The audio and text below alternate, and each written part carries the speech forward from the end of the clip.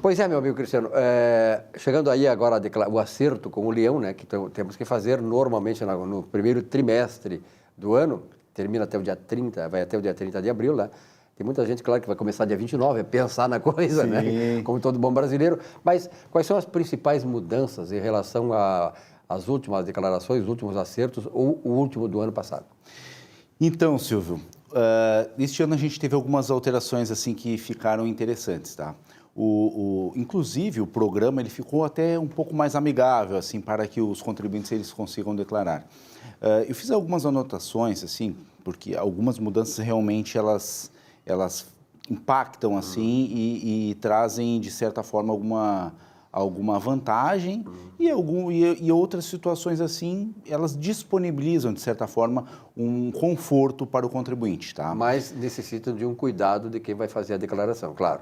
Perfeito. Então, o ideal é que um profissional habilitado possa orientar, não que seja necessário, não é obrigado, né? Mas acredito que as orientações de um profissional, elas podem, na verdade, evitar questões de malha fina, trazer algum tipo de benefício, um pagamento de um imposto mais justo e tal.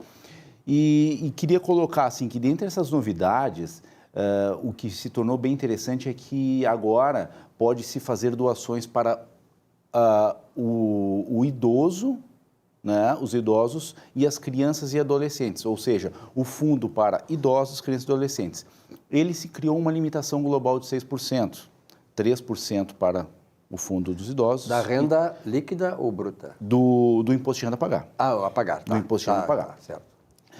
Dentro do próprio ano de 2020.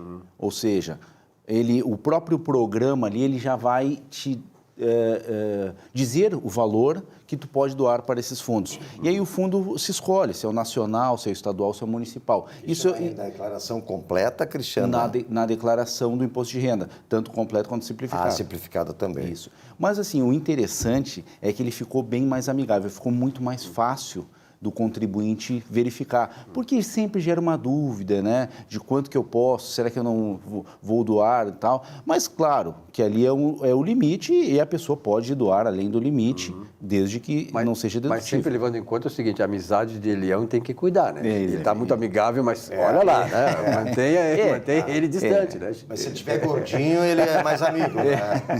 O leão faminto não é tão amigo assim. Não é tão faminto. No que diz respeito aos limites, Cristiano, de obrigatoriedade para declaração de renda, deve ter notado, né? Sim, certo. O que acontece? A gente não tem a correção já há algum tempo, né? Isso é uma grande reclamação dos contribuintes, né? Dos profissionais que lidam nessa área. Na tabela não há nenhuma. É uma questão de injustiça, né? Dessa correção. Mas os rendimentos tributáveis, eles ficaram... Quem recebe acima de 28.559,70, aqueles que são isentos do imposto de renda, que tiveram isenção acima de R$40 mil, as receitas de atividade rural acima de R$ 142.798,50, que tiveram no calendário 2019, os ganhos de capital, ganhos variáveis, né? E quem possui bens ou direitos acima de R$300 mil.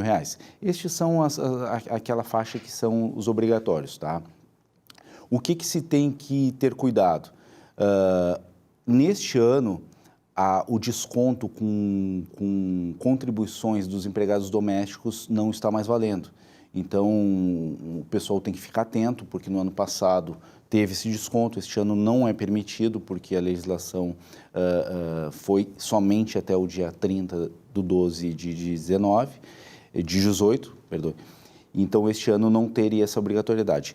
Uma questão muito interessante que este ano foi lançada é a declaração pré-preenchida, ou seja, aquele contribuinte que tiver a certificação digital, ele pode fazer a opção de vir a declaração pré-preenchida do ano anterior com algumas outras informações adicionais. Ou seja, tu não precisa mais ir na Receita, baixar um arquivo, baixar no teu programa, não. Direto na declaração do imposto de renda, você vai com a certificação digital, coloca se é procurador ou se é o próprio contribuinte, ele vai te dar a opção e vai te trazer todas essas informações. Isso aí vai evitar um erro. Outra questão bem interessante é que pessoas com rendimentos tributáveis acima de R$200 mil, essas pessoas estão obrigadas a declarar o número do imposto de renda do ano anterior. Isso é uma questão de controle, porque hoje qualquer pessoa pode pegar um CPF e fazer a declaração em nome de um terceiro, tá? Então, essas questões de controle estão sendo implantadas. Houve algumas modificações também na questão dos bens que são declarados. A gente notou que no ano anterior eles fizeram algumas exigências, conta corrente, agência, banco. Este ano isso ainda não é obrigatório, entretanto é obrigatório a quem declarar nas suas receitas ou bens financeiros o CNPJ da instituição, isso é obrigatório. Nós temos também uma questão que agora é obrigatória também, é declarar se aquela conta corrente é do dependente ou é do titular. Então, somente essas questões assim que são mais novas, o resto permanece. O resto... O prazo, então, é 3 de março. O prazo, a declaração vai ficar disponibilizada a partir de 3 de março pela Receita Federal e o prazo é 30 de abril. 30 de abril. 30 de abril. Tem uma novidadezinha ali que pode ser interessante para os contribuintes, é que agora, quando tu vincula nos teus bens as contas bancárias, automaticamente ela já vai, tu já pode escolher aquela conta dos bens para a conta da tua restituição. Então, isso é uma facilidade, alguma coisa que te elimina um campo a ser preenchido. Muito bom, eu acho que está se aperfeiçoando mais e facilitando, né, para que o contribuinte possa, inclusive ele próprio fazer a sua declaração.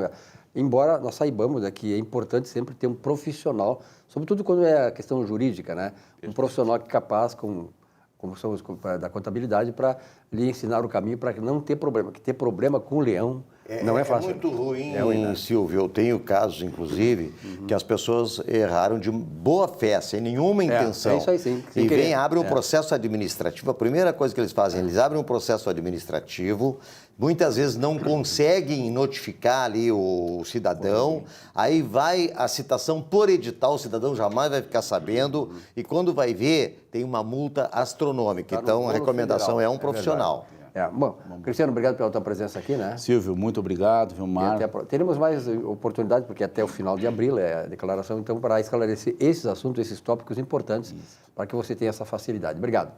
Nesse espaço, conversando sobre contabilidade.